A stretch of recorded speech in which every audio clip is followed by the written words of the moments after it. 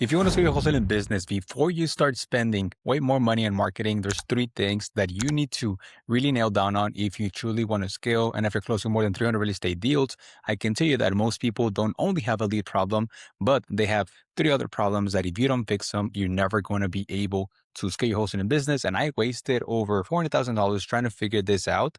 And if you stick to the end of the video, you're going to make sure that you actually keep this in check to make sure that you actually get to your profit goal. And if you want to scale it the best way before spending more money on marketing. So stick to the end of the video and make sure that you apply everything that you watch. So before I start talking about three things that are impeding your growth, I need to tell you something because I talk to so many wholesalers that want help in scaling their business.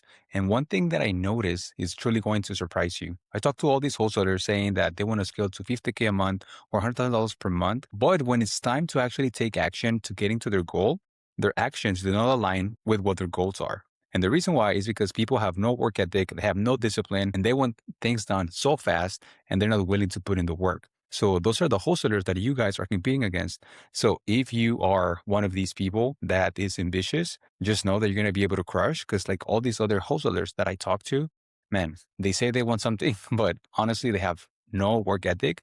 And if you just have an ounce of determination and discipline, you will be able to crush them. And if you are someone that I've talked to in the past, you really need to get your head right if you truly want to scale your wholesaling business, because this business is going to test you more than anything else before. And actually getting to your goal is going to be way harder than you actually think. And that is why only a small percentage of wholesalers truly scale to $50 to $100 per month profitably, and where they can do it over and over again because it's not easy.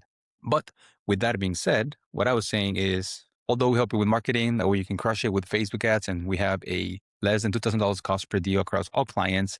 Before you start spending more money in marketing, there's three things that you need to fix. And the reality is that most people think that they have a lead problem, but in reality, they have a conversion problem because more leads is not going to equal more deals if there's a hole in the bucket because everything is going to be optimized. So the three bottlenecks are going to be: one is going to be your conversion. Number two is going to be your follow-up. And number three is going to be your dispo. And I'm going to be sure to go into these in detail. So make sure that you pay attention.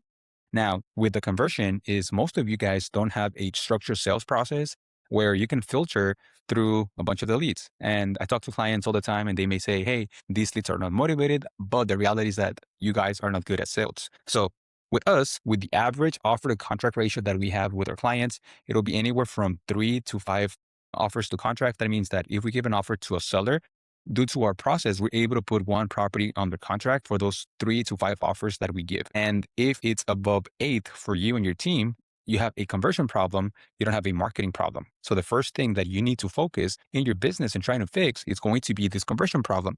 Because if you are able to fix this, then you don't need to spend as much money in marketing in order to get to your goal, because in the end, it's all math.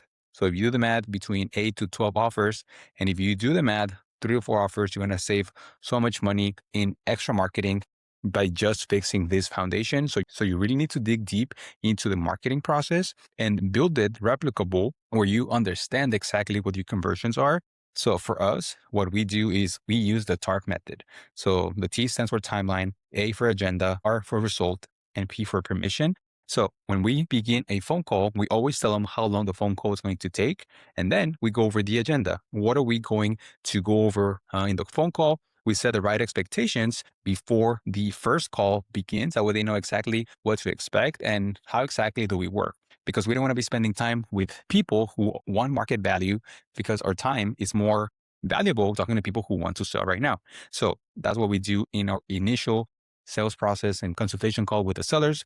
Since we do inbound, we have way more leverage, so we can position how everything works from the get-go, and that way we get way better results as to what to expect. Third is going to be the result. We're going to find out if we can actually give them an offer, and that way they can make a decision, and pretty much the outcome of what the seller is trying to achieve.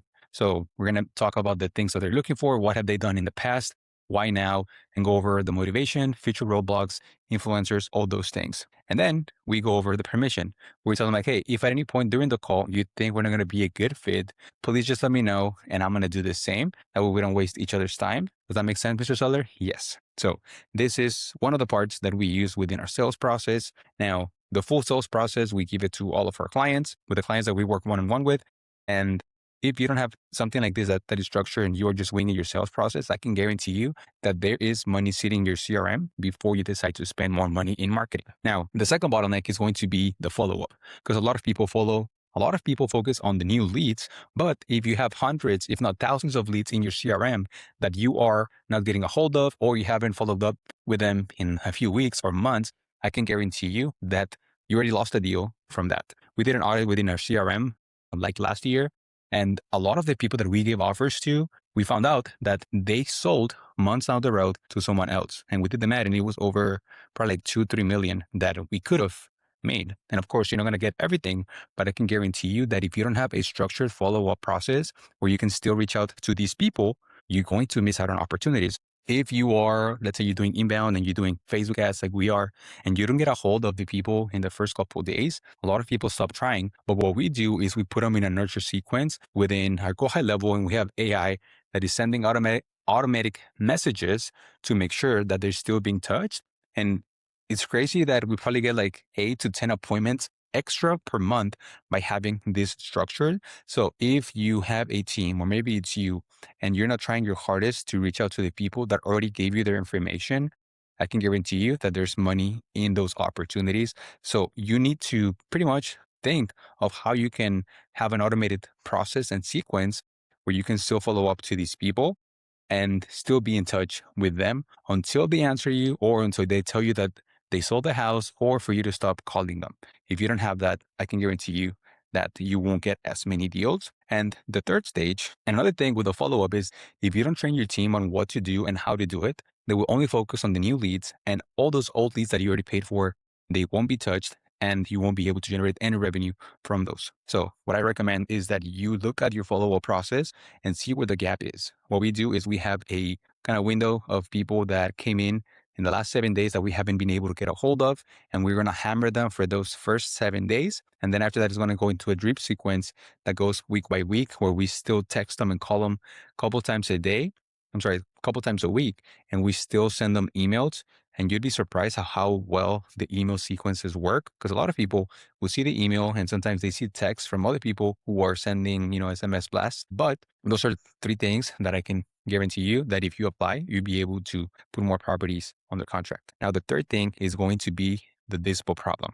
I know that if you look up deals, it doesn't guarantee anything until the deal actually closes. And the way that the industry is right now and how the market is, where stuff is taking a long time to sell, now it's way more important than ever to make sure that our dispo process is in line, so that we can actually convert those contracts into closed revenue and money in the bank.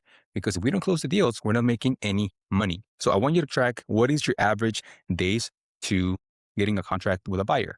If you're doing wholesales, what is the average timeline? If you're doing innovations, what is the average timeline? One thing that we saw with innovations is that they're sitting way longer than they used to the year before and the year prior. So what we're doing right now with innovations is we are listing so aggressive because we want to create demand. To give you an example of the last one that we did, we got the property for like $145,000, and we listed the property for $160,000. And that may be way too low, and I know we wouldn't make any money if we sell for 160. But what we wanted to do was to create the demand. So we got like 15 showings in the matter of 2 days, and we accepted an offer that we're going to make $25,000 on. And before that, we had a ton of other deals that were just sitting there, where we had to do a lot of price reductions and renegotiate with the sellers, because we were forecasting for the properties to sell of what we thought of like they were going to sell. But now, if you're doing innovations, it's more important than ever that you do, that you list probably like at 20% of what the market value is, if you want to create demand. Because if you're not getting offers or interest within the properties, you're not going to be able to move the deals. Another thing that I want you to track would be the percentage of your projected profit to what it actually closes. So the percentage that you actually close in revenue, because what this is going to be able to tell you is, okay, when you project and when you underwrite the deals, let's say you're trying to make 20K per deal, but if you look at the last quarter and you're only making 12, now you know that you need to adjust something within your comping process and offer giving process to reflect that. So you got to be able to track all this data in order for you to make the best decisions. And if you're doing wholesale deals, I want you to be below probably like 21 days before you actually find a buyer, because if it's longer than that, then you haven't really nailed the sales process. The dispo process, where you want the dispo process to be automated. Now, depending on the market that you are in, you want to already have established buyers that you know that they're buying before you even get a deal. So you know exactly how much they're paying for properties, are doing the cap rate, are doing the 1%, are they doing the cash on cash return? Are they looking for a set amount of profit per deal? Because different buyers are going to underwrite their deals differently. And that is why some people can pay more than other buyers. And it's your job to find what those buyers are and how much money can they actually pay for your deal.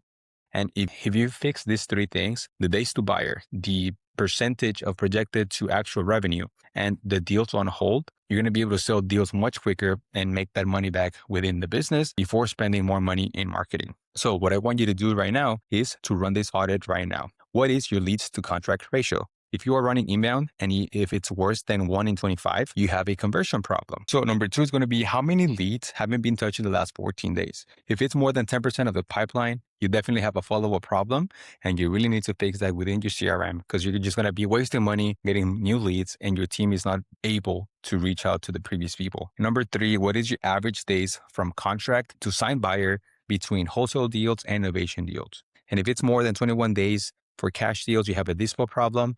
And if it's more than 60 days on novations, you need to price them more aggressively and underwrite better so you don't deal with properties that are listed just on the market. And like I said, you want to create demand. So price your novations way more aggressive, slightly below, above of what you have it at, create the demand and go from there and get the highest, kind of bid and the highest offer once you have the demand. So once you fix these three things, then you can actually scale, spend more money in marketing. But what we see with a lot of people, depending on the market, their cost per deal is going to be anywhere from $5,000 to $8,000. And with our system and our students, we are below $2,000 per closed deal. And that is because we have really good marketing and we have a really good follow-up process, sales process, and dispo process to make sure that you actually close deals.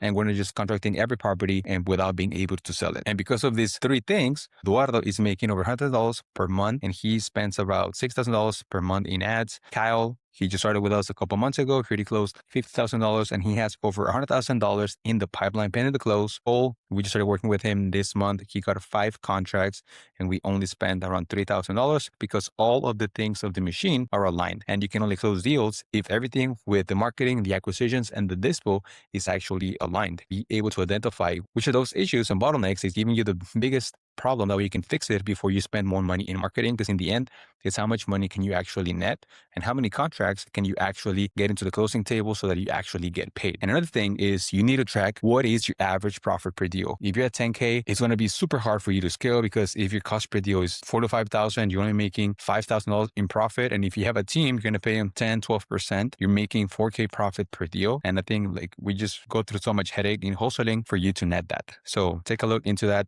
and increase your average profit per deal. Because if you plug novations and you know the sales process and you know how to negotiate, you're going to be able to increase that to $15,000 to $20,000. And if you do that, if you're making 10K per deal before, you pretty much double your business by just fixing the sales process and the conversion. And you don't need to spend more money in marketing, depending on what your goal is. Now, if you need help implementing either the marketing or the sales or the follow-up or the conversions, I want to talk to you and I want to help you scale. And like I said, I already paid every mentor, spend over $300,000 in coaching and masterminds, and over $300,000 trying to figure out the marketing on inbound on my own, so I know exactly what works. So if you want to work with us, here's exactly what we do. First, we fix your inbound lead system. We focus on pin-based ads.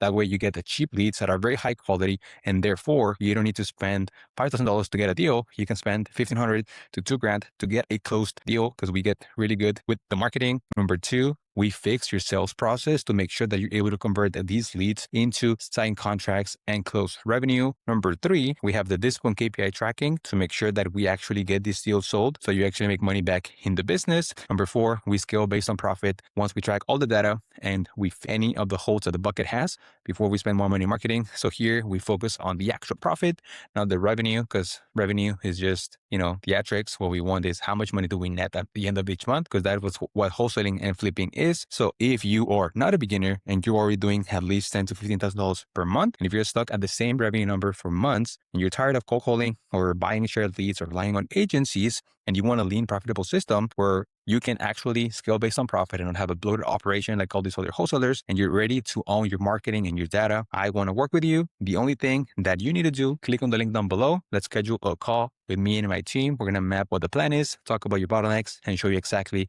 how we help wholesalers scale to $50 to $100 per month by spending less than $10K in ads in market. So with that being said, I hope you enjoyed the video, and I'll watch you in the next one. Thank you.